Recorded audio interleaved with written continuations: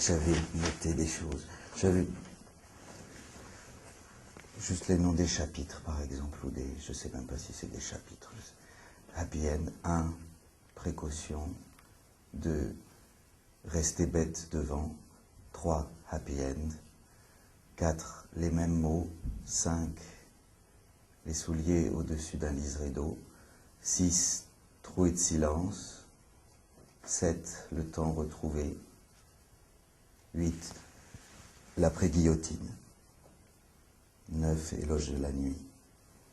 10, tantôt j'écris, virgule, tantôt j'écris, en italique. 11, vous ne restez pas pour voter, monsieur Rimbaud. 12, à cheval dans le rêve des autres. 13, un oreiller éventré par l'orage. Et alors, je cherchais. La dernière fois, j'avais un peu lu des choses au hasard. Et évidemment, je n'ai pas noté les pages exactement. Là, je retrouvais la phrase dans votre très beau film. On a très envie de le voir. Et qui commence par cette phrase. Vitesse, je crois que le temps est venu de faire l'éloge de la lenteur.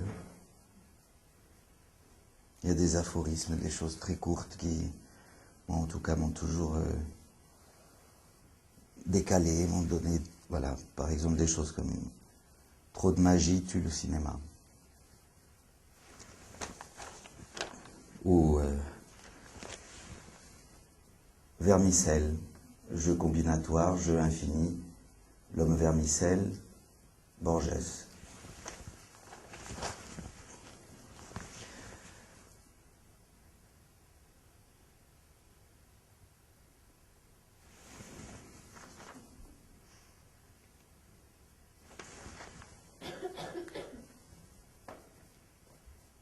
Faire des films avec du filmable, quelle misère.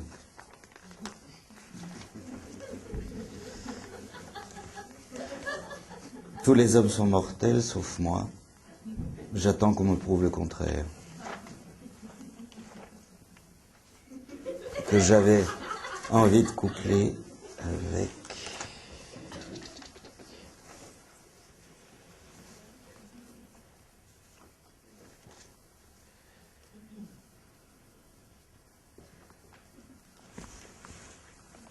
Il y a aussi un texte très beau qui est trop long pour lire ce soir, qui est un texte sur le film de Daniel, et que j'aurais aimé lire ce soir, mais qui est trop long, mais qui m'a vraiment bouleversé.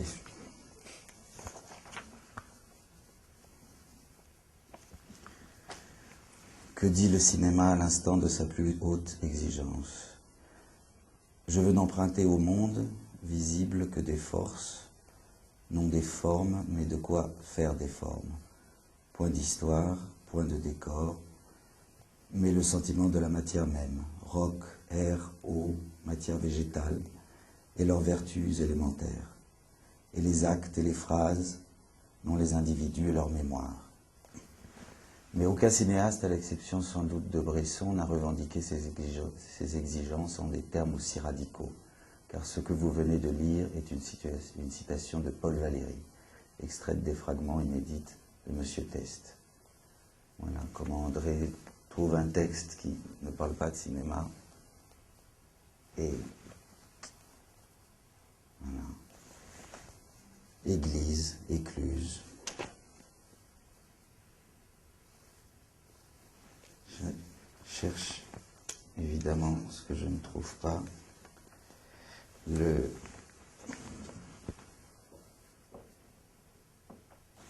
Non. Voilà, quelque chose aussi par rapport à... C'est quand même incroyable qu'un homme qu'André Labarthe ait travaillé presque exclusivement pour la télévision. C'est d'imaginer que ce qu'on a vu sur Rita passait quoi, à 22h30, il y a 20 ans, enfin, et que ça a été notre éducation. C'est ce qui a pu déclencher l'envie de faire des films, qu'est-ce qui aujourd'hui à la télévision donne aux jeunes l'envie de faire des films? Je ne sais pas. Et là, à un moment, il va jusqu'au tout début, c'est-à-dire sur les lumières. Lumière, rappel. Si avant d'inventer son langage et d'être en mesure de raconter, le cinématographe a longtemps été condamné à montrer, la question qui s'est immédiatement posée aux frères Lumière est: peut-on tout montrer? Mais les Lumières, et ce sera leur réponse, vont interpréter ce « peut-on » qui signifiera pour eux non pas « a-t-on le droit », mais « a-t-on intérêt ?» Ne pas oublier que les Lumières sont des commerçants. Ceci dit sans connotation négative ou péjorative. Leurs films doivent s'adresser au plus grand nombre. Question de rentabilité. Tout film étant destiné à l'ensemble du public, il ne doit pas diviser ce public, ce que font et ont toujours fait les cinémas marginaux. Films industriels, films professionnels, avant-garde diverses, pornographie, et à l'intérieur de la pornographie, ces sous-catégories parcellisées à l'infini, sadomasochisme, homosexualité, fétichisme, relire son Krafft-Ebing. La seule morale des Lumières est celle du marché. Ainsi, et si d'emblée le cinéma s'est voulu populaire, ce n'est pas en raison de quelques principes démocratiques, thèse que développera André Bazin et à sa suite les cahiers du cinéma, mais pour des raisons de logique économique. Le grand cinéma classique américain ne répond pas à d'autres calculs.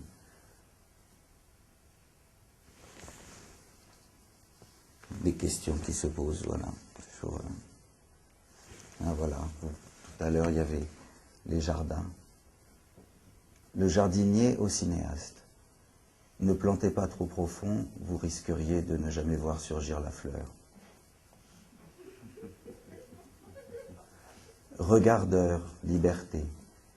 Franju, citation de Franju, j'aime les films qui me font rêver, mais je n'aime pas qu'on rêve à ma place. Un rapproché de Diderot, je veux bien voir des tétons et des fesses, mais je ne veux pas qu'on me les montre.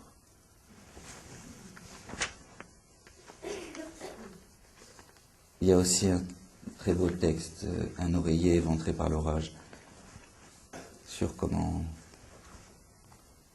il écrit, Enfin voilà, au moment où je voulais noter exactement les pages que je voulais lire, je me suis rendu compte que je n'avais pas de stylo dans la poche. Et c'est peut-être comme dans le film de Renoir, quand Charlton Heston doit dire quelque chose et il s'aperçoit qu'il n'a pas son texte. Et c'est là tout d'un coup qu'il se libère, mais je cherchais la phrase que je trouve. Enfin voilà,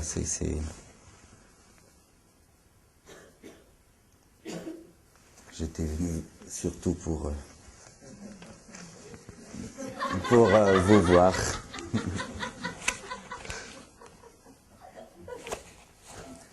Je cherche parce qu'il n'y a pas que des phrases courtes.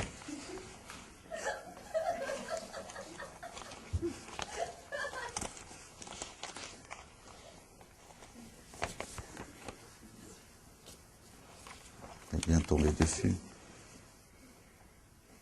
Oui. Henri Cartier-Bresson. Pour moi, les images doivent être muettes, elles doivent parler au cœur et aux yeux, ne pas être liées au texte. Curieux cet aveu. D'une part, les images doivent être muettes. D'autre part, elles doivent parler. Mais il me convient, car si j'y lis un pouvoir rendu au regardeur qui, happé par l'énigme qui est toute image, va devoir en déchiffrer ou en fabriquer le sens. Je vois dans la mutité revendiquée par Henri Cartier-Bresson une frustration salutaire exercée sur le regardeur. La soif invente le mirage. La soif invente le mirage.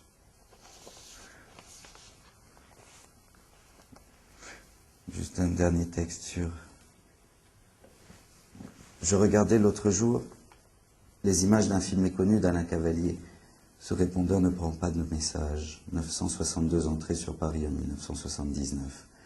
Combien il serait salutaire qu'un tel film puisse être consulté à volonté, ou du moins interrogé à distance chaque jour comme on interroge son baromètre, pour connaître le temps qu'il fera le lendemain matin.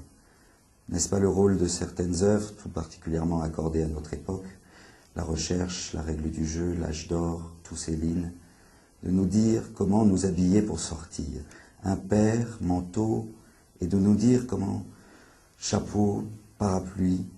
Le film d'Alain Cavalier est de cette espèce. Il émet 24 heures sur 24 des avertissements qui nous concernent tous. Sa machinerie mériterait d'être étudiée et analyser le carburant qui alimente son curieux accélérateur de particules. Amour, accident, déglingue, dérive, déprime. Les universités se pencheront sur le phénomène, c'est certain. J'en retiendrai la dernière spirale, l'instant où l'homme momie, il a la tête enveloppée de bandages, va refermer sur lui le couvercle du sarcophage. Après la destruction méthodique de son appartement, l'homme momie s'acquitte d'une ultime besogne, badigeonner de noir ses murs, ses portes, ses fenêtres. Faut-il insister sur la charge symbolique de ce geste qui engloutit celui qui l'accomplit? On comprend en effet très vite qu'après un dernier coup de pinceau, le film s'arrêtera faute de lumière. Il s'arrête, c'est la nuit, une nuit physique, instrumentale, fabriquée. Une nuit... Non. Il s'arrête. Voilà. Et puis...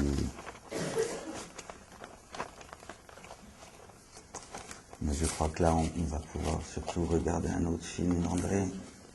C'est ça, Jackie? Parce qu'on a beaucoup parlé. Oh, bon. C'est ça que...